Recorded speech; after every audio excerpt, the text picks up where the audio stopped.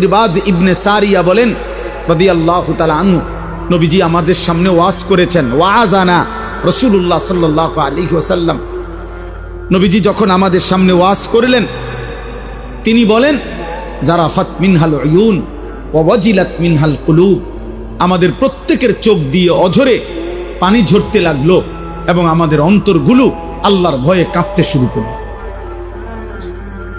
এ ছিল ওয়াজের ফলাফল, প্রতিক্রিয়া সাহাবায়ে কেরাম। এজন্য দোস্ত, আমরা প্রত্যেকেই এই কথা মনে রাখতে হবে, আমরা মরেই যাব। মৃত্যুর যন্ত্রণার এক মুহূর্ত আমাদের দুনিয়া সব ভুলাই দিবে।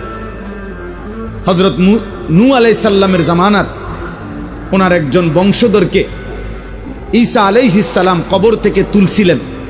ঈসা নবীর জামানায় কিতাবের মধ্যে আছে, ঈসা নবী তখন নূহ আলাইহিস সালামের বংশধরকে জিজ্ঞেস করছিল, আপনি দুনিয়াতে কতদিন হায়াত পাইছিলেন? তিনি বলছেন 450 বছর। তখন ঈসা আলাইহিস সালাম জিজ্ঞেস করছে, হে নূহ নবীর বংশধর, আপনার চুল দাড়ি সাদা হইছে কোন বছর? 450 বছরের ভিতরে। নূহ আলাইহিস সালামের বংশধর বললেন, হে নবী ঈসা, আল্লাহর কসম 450 বছরে আমার চুল দাড়ি কোনোদিন সাদা হয় নাই। মৃত্যু পর্যন্ত আমার চুল দাড়ি 450 বছর কালোই ছিল। কিন্তু আল্লাহর কসম নবী ঈসা, মালাকুল মউত আজরাইল যখন আমার জান কবজ করতে শুরু করে, এই জান কবজের এই কয়েক সেকেন্ডের কষ্টে আমার চুল দাড়ি 450 বছরের কালো চুল দাড়ি সাদা হয়ে গেছে। দোস্ত আমার কাছে কিতাব আছে গাড়িতে, ওয়াজাআত সাকরাতুল মাউত বিল হক। ওই কিতাবের মধ্যে আছে নবীজির বিখ্যাত একজন সাহাবী হযরত আমর ইবনুল আস রাদিয়াল্লাহু তাআলা আনহু, অনেক বড় জলিলুল কদর সাহাবী ছিলেন। ইসলামের ইতিহাসে রাসূলুল্লাহ সাল্লাল্লাহু আলাইহি সাল্লামের সাহাবাদের মধ্যে সবচেয়ে বড় যোদ্ধা যারা ছিলেন তার মধ্যে উনি একজন।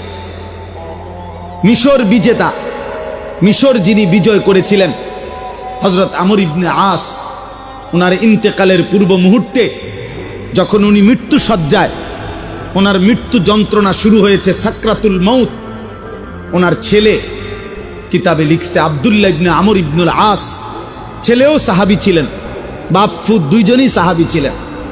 ওনার ছেলে আব্দুল্লাহ এই মৃত্যুর পূর্ব মুহূর্তে ওনার আব্বা আমর ইবনে আস রাদিয়াল্লাহু তাআলা আনহুকে জিজ্ঞেস করলেন, আব্বা এই মুহূর্তে মৃত্যু যন্ত্রণা আপনার কাছে কেমন মনে হচ্ছে? আপনি আমাকে একটু বলেন। কসম আল্লাহর, সাহাবী আমর ইবনে আস বলে, ইয়া বুনাইয়া, হে আমার কলিজার টুকরা সন্তান, কাআন্না জিবালাদ দুনিয়া আলা সাদরি, আমার কাছে মনে হচ্ছে পৃথিবীর সবগুলো পাহাড় আমার বুকের উপরে চাপ দিয়ে রাখছে। কাআন্না জিবালাদ দুনিয়া আলা সাদরি, পৃথিবীর সবগুলো পাহাড় আমার বুকে চাপ দিয়ে রাখছে।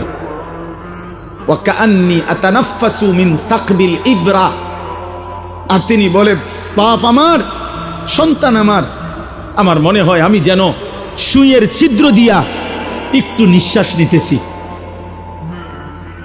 দোস্ত আমার, নবীর 60 বছরের সাহাবী যদি বলে দুনিয়ার সব পাহাড় আমার বুকে চাপা দিয়া রাখছে মৃত্যুর মুহূর্তে, 30 বছরের নাফরমান গত 30 বছর ধরে যে সুদ খায়, তার মৃত্যু যন্ত্রণা কি হবে?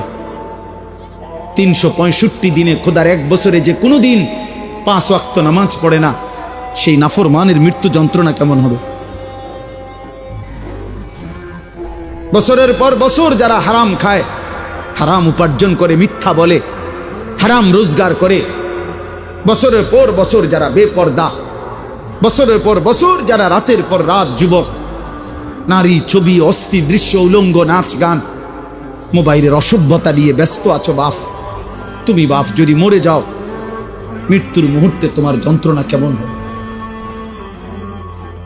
কেমন হবে? সাথী আমার, দোস্ত আমার, বন্ধু আমার, আমি অনুরোধ করছি আজ এই 2 দিন ব্যাপী তাফসীরুল কোরআন মাহফিলে আমি ছোট ভাই, আমি অনুরোধ করলাম কবর ভুলে গেলে চলবে না, মৃত্যু ভুলে গেলে চলবে না। ভুলে গেলে কেউ থাকতেও পারে নাই, অহংকার করে কেউ থাকতে পারে নাই, নাফরমানি করে কেউ থাকতে পারে নাই, আল্লাহর হাত থেকে কেউ ছুটতে পারে নাই, আল্লাহর বাঁধন থেকে কেউ ছুটতে পারে নাই। বাপ আয়াহসাবু আল্লান ইয়ারাহু আহাদ, আল্লাহ বলে আমার বান্দা কি জানে না?